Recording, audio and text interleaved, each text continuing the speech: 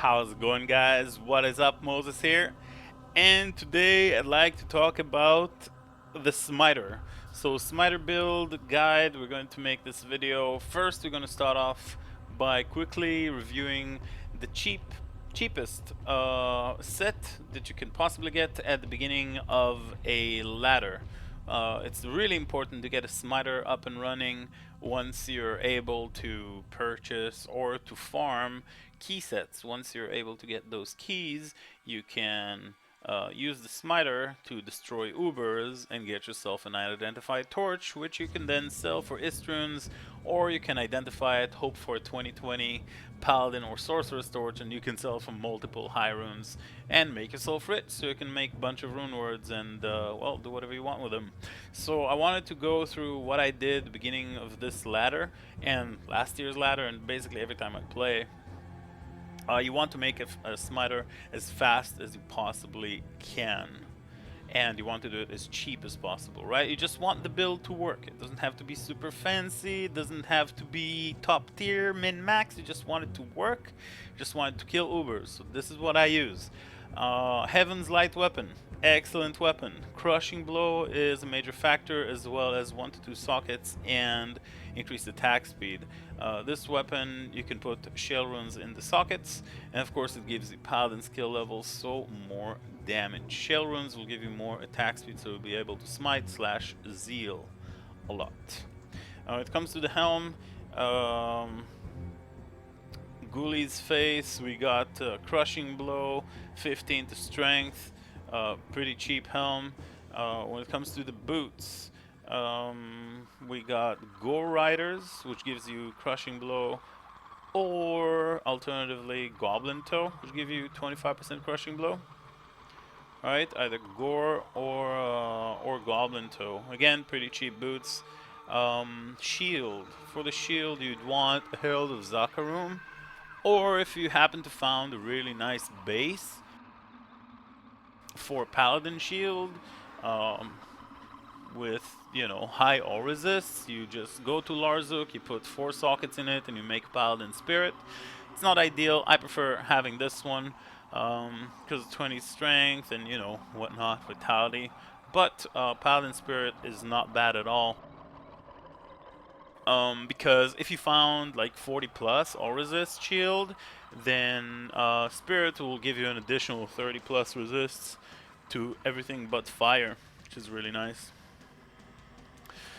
Belt, Verdango. This is best in slot belt because of that damage reduction, bunch of vitality, faster hit recovery is something that you definitely want on your belt. When it comes to the gloves, we got Dracul's Grasp. Dracul's are really nice for the one and only thing, which they keep you sustained.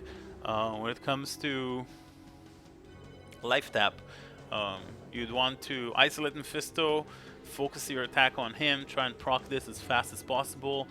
When you don't proc it, you just spam rejuvenation potions until it procs.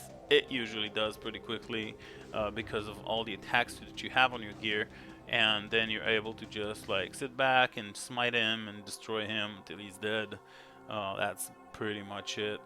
Seraph Amulet is a decent choice. Both of these High Lords, Wrath and Seraph Hymn, are both good amulets, so you should try and get one of these two. I personally like this one because it gives you essentially +4 to defensive auras, and High Lords only gives you +1, but they say that High Lords give you more damage because of the attack speed and the deadly strike. I don't necessarily agree, but again, we're talking about early ladders. Each of these amulets will work. Whatever works for you, whatever you manage to either find or buy the cheapest will work for you.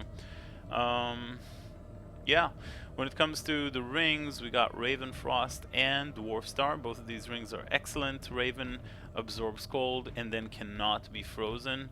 Gives you as well dexterity and attack rating, which is good for Zeal, and allows you to put more points into Vitality because you would want to max your points into dexterity, not the points into dexterity, but you would want to max your block chance, so you'd want to put points into dexterity until you have maximum block chance fully buffed. So we got the fire absorb and 40 life, as well as attack rating dexterity and cold absorb cannot be frozen of the raven and the dwarf star. When it comes to the chest, strongly recommend you guys to use treachery. It's an excellent choice.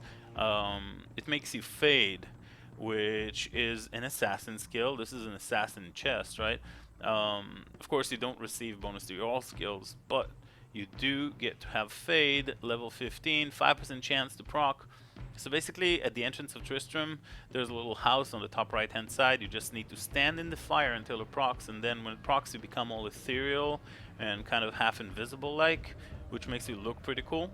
And also reduces damage by 15%, lasts about 5 minutes, and gives you all resists of 60, which makes it better than smoke, in my opinion, which gives you resistances of 50. That's pretty much it. That's your Smiter. This gear should cost you between 2 to 3 Istruns. Two things to note. In your ghoulies, you're going to want to make a socket and put an rune in it. Will give you 15 to all resists. In your Held Zakarum, the same.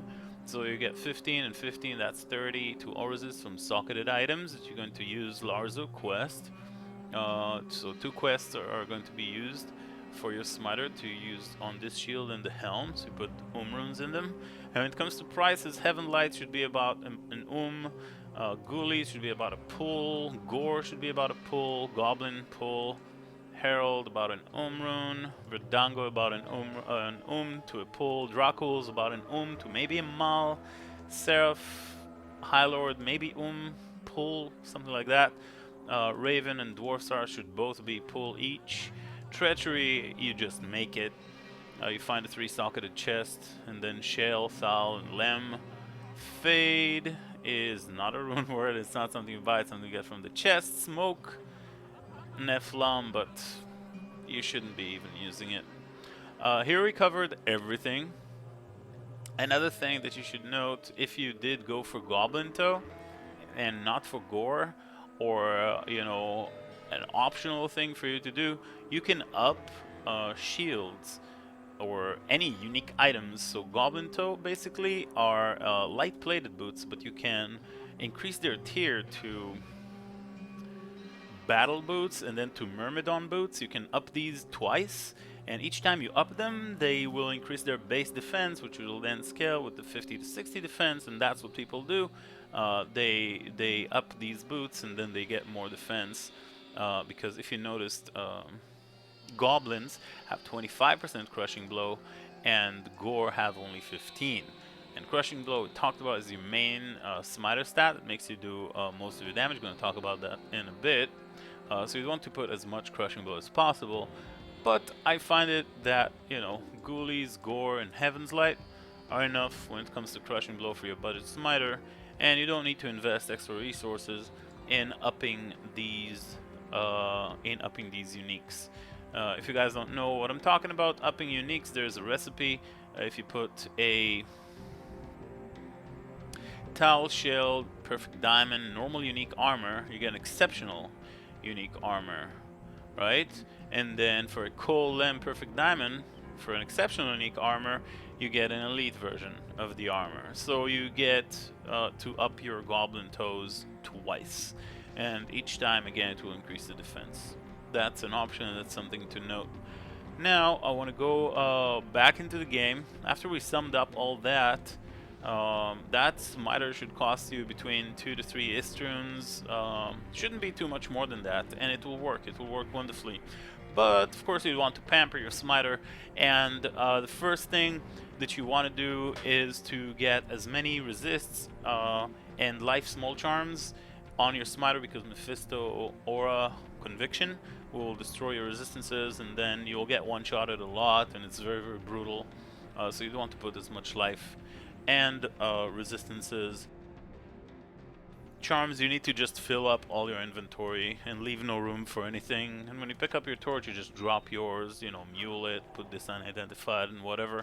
But you really just want to put every single slot possible with lifers and resists when you start off. But your first priority as a smiter, once you got all this gear, your first priority is this call to arms. This will significantly increase your smiter survivability, increase your all skills, but most importantly, it will increase your life and mana and whatnot. But yeah, life means that you won't be able to get one-shotted as likely as like normally you will be one-shotted every once in a while. I mean, you can't really avoid it, but with call to arms, it will substantially increase your um, yeah, your life. So you'll be able to basically survive Mephisto's one-shot hits. And it's very, very important. So this should be your first priority to focus. Call to arms as much as you possibly can, but even call to arms 1, which is the first one that I had this ladder, this is the second one I made on this smiter, even call to arms 1 is just, it's good enough to keep you alive a lot more. When it comes to once you start, you know, you'll be making a lot of torches, you'll start making lots of currency, you'll start doing a lot of you know, many runes, and you'll want to pamper up your smiter. You'll want to switch all these old crappy gears that you bought for a pull rune for some more shiny and awesome items. So this is the way I gear my smiter. Of course, you can gear your smiter any possible way, but for me, this is excellent. And this, as a matter of fact, is the best smiter I've ever had in like a decade of playing Diablo 2, pretty much. So here we got Lane of Hands. As you see, no Draculs because I don't need life tap. I got 2 sources of life tap. But the gloves, let's talk about them. They give me attack speed, extra damage to demons, and fire res. 87 defense, and that's pretty much it. A Holy Bolt doesn't do anything for me. Even though this is not a budget smiter anymore, Raven Frost and Dwarf Star Ring are extremely, they're just awesome rings with all the fire and cold absorb, right? You're constantly getting hit by all Mephisto's elements, and it's important to absorb them, and of course cannot be frozen, so very important. So you want to have this stat. So you use Raven and Dwarf Star still, Verdango still, best in slot for your smiter. It's literally great belt with damage reduction, all the vitality, and a bunch of good stuff. Yeah, boots. I bought these for about 3 ists, I think, 200 ED, and then I upped them to Myrmidon Greaves, and these are now 12 points short of perfect when it comes to the defense. So 213 is the max defense possible. I got myself 201. Basically, you up them. If you're lucky, you get the perfect defense. If not, you get something less than that. Chests. I got the perfect Archon plate with 15 ED. Chains of Honor. I made this one myself. Crown of Ages. I found this Crown of Ages myself as well. This one dropped. It's a beautiful helm for a smiter with all the damage reduction, plus to all skills, faster hit recovery, and bunch of resistance. Meros Kaleidoscope over here, bunch of resistance, 2 to all skills and attributes. And here comes the shield. There's a long story about the shield. Basically, I bugged it myself, got lucky and got 4 sockets, overpaid for the non-bugged base, and I'll roll the 13 Defiance Aura. I'm actually considering removing the runes with Hell and try and go for the level 16 Defiance Aura. Maybe we'll do that near the end of the ladder. Yeah, maybe not. But it rolled pretty good. Enhanced defense, which is 260 is max, right? So I rolled 259.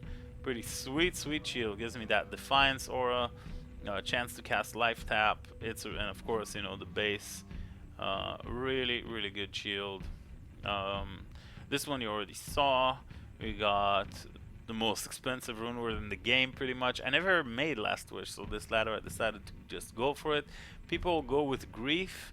I think it's okay, but I really, really believe that. I mean, Grief is definitely an excellent weapon, since the bonus damage from Grief is being added to the smite damage, which basically makes the last little bit of the boss's HP go down slightly quicker. But we're talking about the last possible, you know, tiny little bit of HP that the bosses have.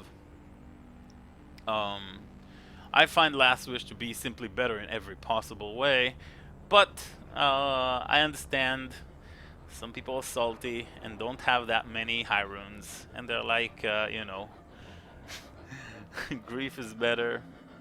Moses, you're a noob, which is fine.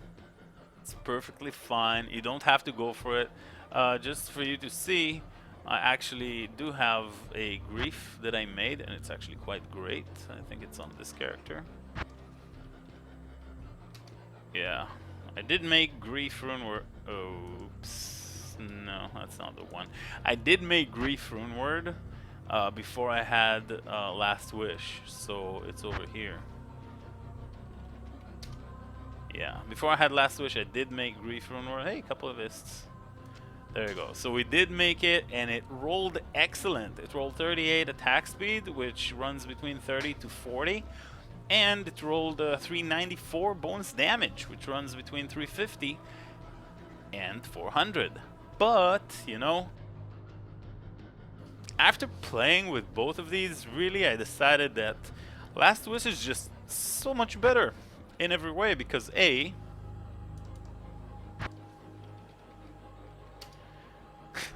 it gives me freaking Might Aura, level 17 Might Aura, which is insane. You can look for it, but it gives me a lot of % bonus damage.